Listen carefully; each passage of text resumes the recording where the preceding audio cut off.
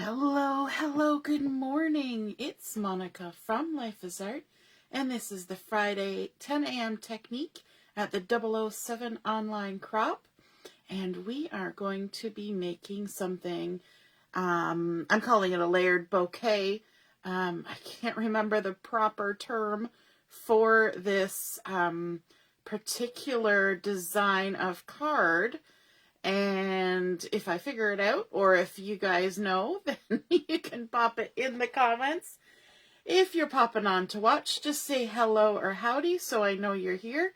And I'm just trying to get my video going on the side here so I can see who's joining me this morning. We're a couple minutes late because technology is not always my friend. And let me see if I can get in here on some kind of device. My phone isn't working. Let's see if the tablet will work. How is everybody this morning? I hope you're having a better time with the technology this morning than I am. We love our technology, and when it works, it's awesome.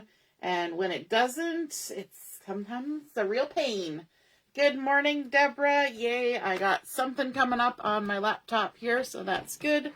Hopefully I will be able to see the comments from over there. And, so I just realized my camera's a little wonky. But that's okay. We're going to leave it wonky so we don't make y'all seasick moving the camera around. So we're going to be doing something. We're going to be layering up. We're going to be using the Bouquet stamp that's in the current April to June catalog. We're going to be using a sentiment from the Leafy Backgrounds and Sentiments stamp. I love this big leafy background, but there's some lovely sentiments down here. So we're going to be using the Thinking of You sentiment for this. And, we're going to be using some tri-blend markers and some cardstock. It's going to be pretty simple, but I wanted to show you this technique. Now, this technique is quite often done using layering thin cuts, or stacking thin cuts. I don't know what you call them, where you have a whole bunch of the same shape that are all just in different increments. But I don't have any of those, at least not ones that will work for this. So I do it a little bit of a makeshift way, and I think it's a good way because anybody can do it. You don't have to have the fancy tool to do it, and so that is awesome. Good morning, Tara. Happy Friday. And good morning, Joanne, as well. Good to see you guys jumping on. So this is going to be a stamping technique that I'm doing. So I'm going to have to bring in my second Versamat here that I like to use the backside of. And I'm layering them up here in the hopes that that will help my table a bit. So now I've got 2 layers of squishiness underneath where I'm going to be stamping. I'm also going to need something where I can stamp off the edge. So I'm just using a piece of scrap paper. I could use my all-purpose mat, but I'm going to be using intense black ink. And intense black ink is kind of a pain sometimes to get off of things. Now, off of the all-purpose mat, it's not too bad because that wipes pretty good, but I'm just going to use a piece of paper today. Good morning, Allison. Nice to see you joining us. And if I don't see your comment, it's because on my laptop sometimes I don't see all the comments for some reason. And my video appears to have died. I'm still getting the comments, but my video has lagged way behind. There we go. Now I just restarted it. It's caught up. Yay! Because I'm trying to get it kind of centered here. Okay, so we're going to start out with a couple pieces of cardstock. And so my cardstock that I have here, I have cut. Oh, I'm going to have to shift here so I can give you the measurements. I have a larger piece to go on my card base, and that is at 4 inches by 5 1/4. So 4 inches by 5 1/4, and I will post all these measurements later as well. And then my second piece is 2 7/8 by 4 1/8. I know, 2 7/8 by 4 1/8. And so what we want to do is we want to take these two pieces of white daisy cardstock, and we want to center the smaller one in the center of the bigger one. And I am going to do a very scientific method of doing this called by guessing by golly and eyeballing. Because that always works so well. Then I've got some washi tape here. If I can find the end of the roll. And for this, you don't want to use really sticky washi tape. And this washi tape is one that's not too sticky, because you're going to be putting it right on the front of your paper and you don't want it to tear later. So what I'm going to do is I'm just going to put it over the top right corner of that top layer and the bottom left corner, because the way I'm going to do my stamping, I want to have access to the top left and the bottom right. I'm just going to take a sip of water.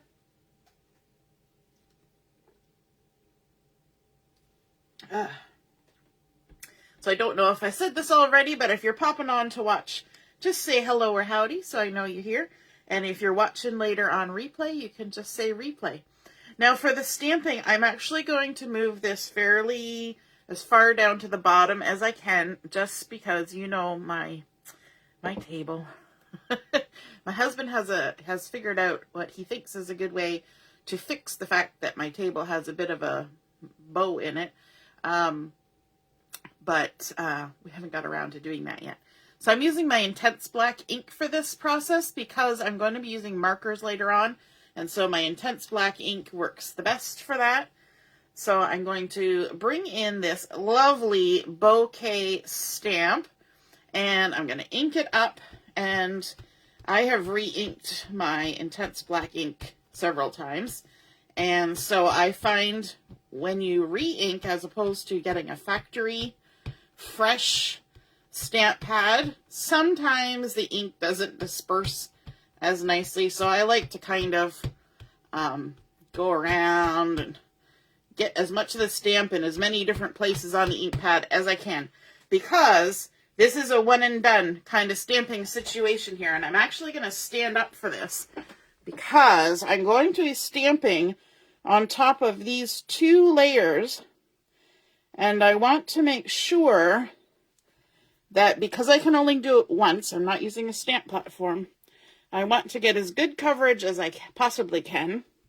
And I also want to make sure that where the transition is from the top layer to the bottom layer, I want to get the stamping as tight into that little transition as I can. So there we go. And then we're going to ink this up again. And we want to make it look a little different when we ink the next part. So what we're going to do is we're actually going to turn the stamp around, because this is a nice bouquet of flowers. So we've got our big flower happening down here.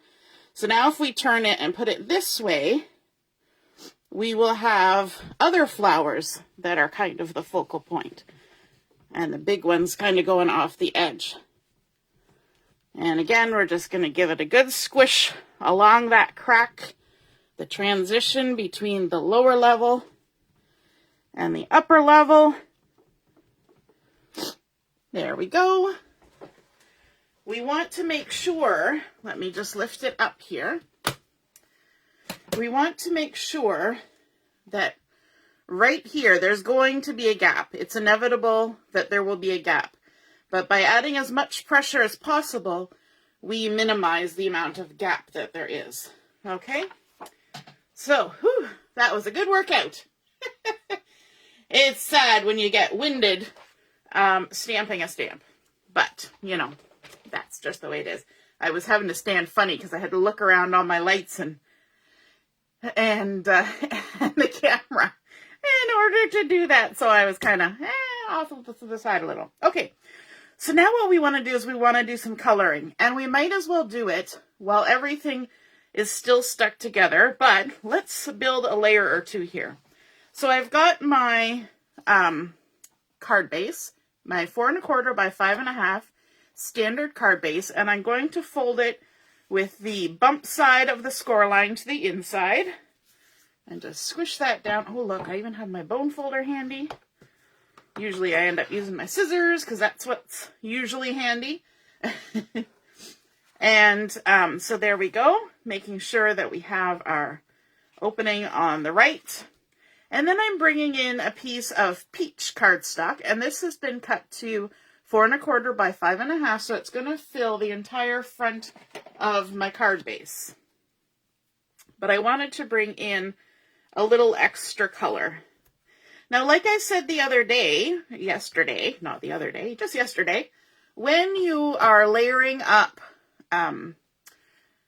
many layers and you want to reduce some of the bulk, you can gut out the center of your papers. I know that 99.9% of this is going to get covered up. So I could take one of my thin cuts, you know, the fancy brackets thin cuts or something, and cut something out of the middle of this. I'm not going to do that today, but I totally could. So that's an option. Or you can cut a rectangle frame out of there or something. So what I like to do is I like to put my fingers along the fold of my card so I can just, my fingertips feel the fold. And then I take the piece I'm adding. This is especially important with something that's going to cover the entire front. I hold it at a 45-degree angle so none of the adhesive is touching my card front. And then I just slide it towards my fingers and try to line up the top and the bottom of my card. And when I feel with my fingertips that they're lined up, then I lay it down. And I find that that always, almost always, gets it nice and square on the front with no white showing below as long as I've trimmed it nicely. And that's kind of my method for doing that. The next layer that I want to add on there is a layer of black cardstock. And I've decided to use the black core cardstock for this. And this is going to layer right on top. So you can see that not a lot of that peach cardstock is showing. But it's just nice to have that little pop of color on the edge. So again, this is another layer where if you wanted, you could cut, you know, a couple things out. Now, I will caution you, if you cut out of this, and you cut out of this, and you cut out of that, and, you know, then you've got a great big hole in the center, you might require a piece of foam tape to kind of bolster up where you've removed all that paper, right? So kind of keep that in mind, that if you take too much away, you might need to add a little something. Or you need to stagger what you're doing. So if you cut a big thing here, then maybe cut 2 little things here, you know, so they're not all leaving a gaping hole in one spot. Okay. It's a little bit harder with pattern paper because the pattern paper doesn't have a lot of thickness to it and structure as a cardstock does. Now we're going to kind of center this and put that on there. And I use that same method with my fingertips just to get that lined up the way I want it. I didn't give you the measurement for that black cardstock, but it is 4 1/8 by 5 3/8. So 4 1/8 by 5 3/8. But again, I will write down all the measurements when I post the pictures. Okay, so now back to the coloring. Let's get some color added on here. I'm going to be using my tri-blend markers. I'm going to start with my citrus, and I'm going to use the lightest color first. And I'm just going to pick and choose which flowers I want to do. So I'm just going to color right across. Now there are different ways of doing this sort of stacked card. I guess that's maybe more the proper term is stacked instead of layered. But and sometimes what you do is you stamp it in black and white, and then you only color the center portion, and you leave the outside black and white, and that is a really stunning technique. So that is one option. The other option is to color it all. Some people do the opposite, where they color the outside and leave the inside black and white. It's kind of one of those, you know, it's just up to your own preference and this look that you're trying to create. So what I'm going to do is I'm just going to color, I'm going to spin. I'm going to color this all using the light citrus. And then, and I don't even mind if there's any major white spots happening along the edges, because, you know, flowers are not always a solid color. You get lots of variation, lots of variegation, all those fancy terms. And then I want to come in with the medium, the mid color, and I'm just going to go along where the shadow lines are on the flower, sort of the detail lines, and add a little bit extra. And then this one here that's kind of turned over, and you can see the backside, I'll add a little extra color there as well. Okay, and then let's see, we've also got this same flower up here, so we may as well go ahead and color that. I'm going to switch back to the light. And I'm going to try and keep my colors consistent from one side of the to the other, just to keep all things equal. There we go. Color that in. There's a few spots on this bouquet where you have to kind of guess which flower it is you're working on. And then we'll add the mid color on the lines, like that. Lovely. And also maybe one of these little guys. We'll color this up. Now I've made this card before, but I never showed you guys what I did with it. And I actually mailed it out. And so the person who received it mentioned yesterday, hey, why don't you show how you did this? So I thought, sure, let's do that. And then we're going to add our mid around like that. And let me see. I think that's all we'll do with that one. Then I want to add a little bit of other color, so I'm going to bring in my pale pink. And I'm going to use the lightest color first. And I'm just going to go ahead and add pale pink onto this flower here. Now, even though the design doesn't go right to the edge, I think it's a good idea to color right to that transition in between the two pieces of paper, because in case any of it does end up showing once you've layered it up, at least it's got some color on it. So let's go all the way around, and then I'm going to jump to the mid. And there's a few of these petals that are kind of in behind. There's kind of like a top layer of petals and then a farther back layer of petals. So I'm just going to add a little bit of color there and a little bit of color coming out from the center like that. And then, let me see, we've got some little buds. Let's color these. We'll start with the light. And then add the mid. Just on a few little spots and on the lines. And let's go up here to this side. We'll go back to the light. So we're coloring this same kind of flower, so we're going to continue with this same color. I should be coloring this direction. It always kind of looks a little nicer if you follow the direction of the lines, because that's the way the lines on a flower would go. All the way around. Like that. I'm going to turn this. I'm working at a weird angle. There we go. I'm trying to hurry so you don't have to watch me color for days. Some people find watching color relaxing. Other people find the sound of the marker to be highly irritating when they're watching other people color. It's not so bad when you're coloring yourself, but watching other people color can be, can be a challenge for some. So I'm going to go ahead and add some darker color into the in behind petals. Like that, and any of them that are kind of turned up, we'll add some color to the part that's showing from the back side, like so. And then, of course, a few little swipes along those veiny lines, wrinkle lines. Flowers look pretty with wrinkles. How come people don't? Why do we feel like people don't? So weird, eh? Okay. And then let's add some to the little buds. Little buds. A little touch of the darker color. And these kind of have the look of sort of a watercolory feel to me, so I think it's fine to be a little bit sketchy. I don't know if that's the right word with your coloring.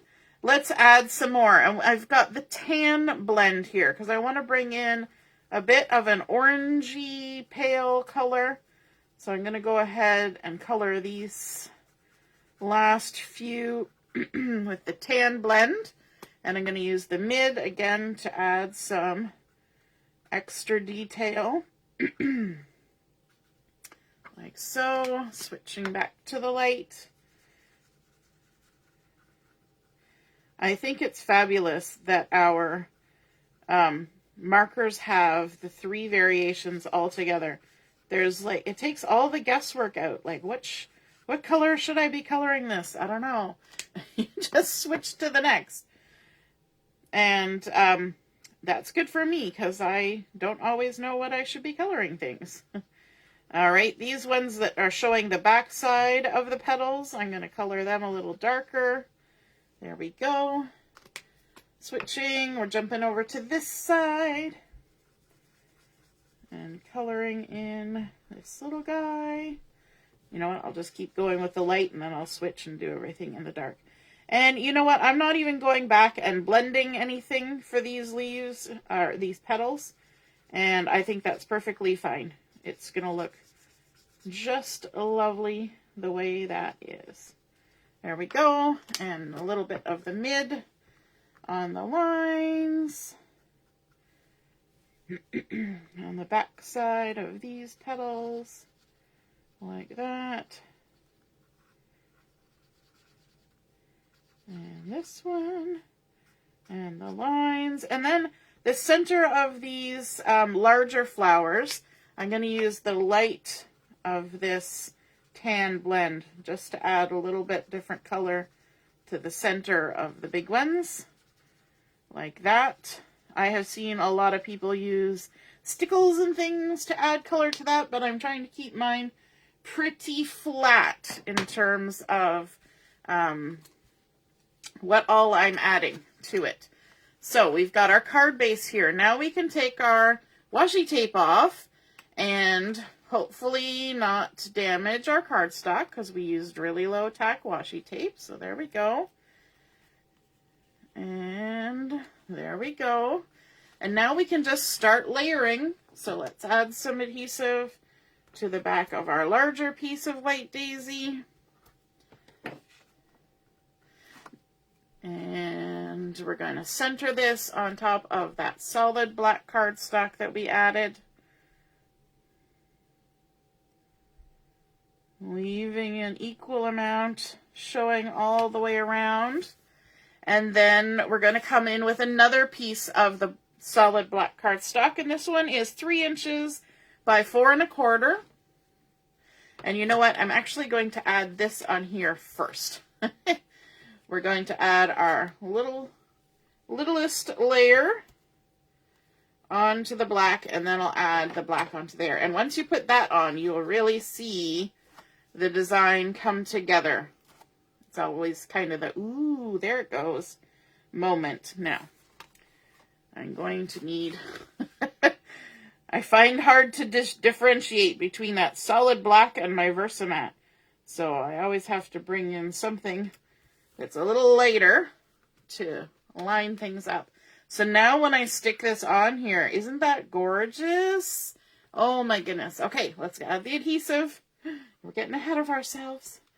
Add our adhesive. So one thing about gutting out the center of the cardstocks as you're layering them up is that it will reduce the weight of your mail, which might mean that you pay a little less postage when you put it in the mail too. Because if you think about it, we've got 2 layers for the card base. Then we've got 3, 4, 5, 6. We've got 7 layers of cardstock going here. So you know, if you want to reduce the weight a little bit, you can do that gutting out process.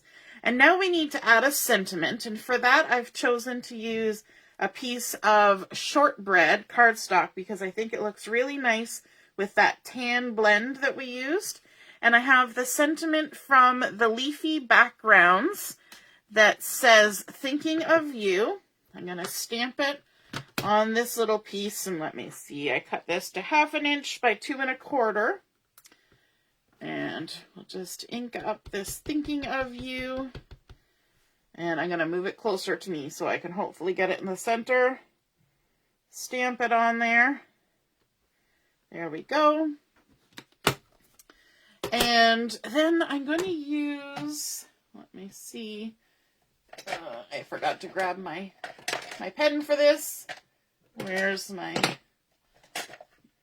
black pen? I'm going to have to bring, my bin is really far away on my desk. My tool bin, there it is, my black gel pen. Plop my tool bin there. And I'm going to make some stitch lines around this just to give it a little extra. Everything else has a black edge on it, so why not this? And of course now it decides it's feeling tired and it doesn't want to go. There we go. Sometimes you need to have a scrap to get it going. So I'm just going to go ahead and make some hand-done faux stitching around the edge. I could draw a straight line around the edge if I wanted, but I think the stitching is kind of nice. Just all the way around. Doo-doo.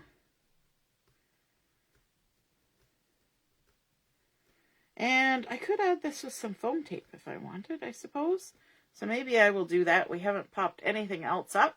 And let me grab my foam tape. Let me see. I want to use the thin foam tape. I actually did pull out my embellishments for this, but I forgot to grab the foam tape. So let's add a little bit of foam tape onto our sentiment. And we'll stick this on, and it's nice to coordinate. I could have used the same peach cardstock as I used on the base, but I thought it'd be nice to bring in this other color, and it kind of pulls on that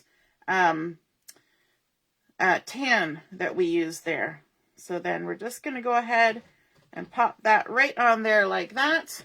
And then I've got my orange and yellow dots. And let me grab out this, and I'm going to use some of these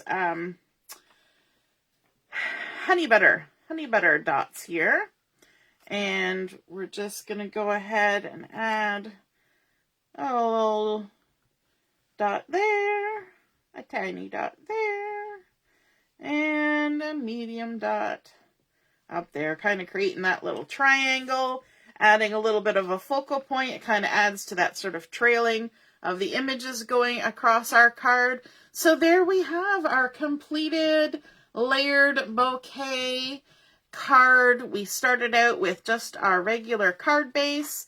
We added on that beautiful peach cardstock, and then just 1/8 of an inch in, we added the black core cardstock, which, if you remember from yesterday, has no white on the inside.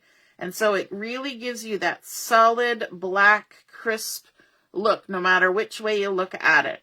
And so for something like this, it's a really effective visual. So we've got our black core cardstock, then we layered together our 2 pieces of white daisy, washi taped them together so they didn't move, did our stamping off the edge with that beautiful, gorgeous bouquet, and then inking, coloring with our tri-blend markers, adding our sentiment on top, and just a beautiful card of layered goodness.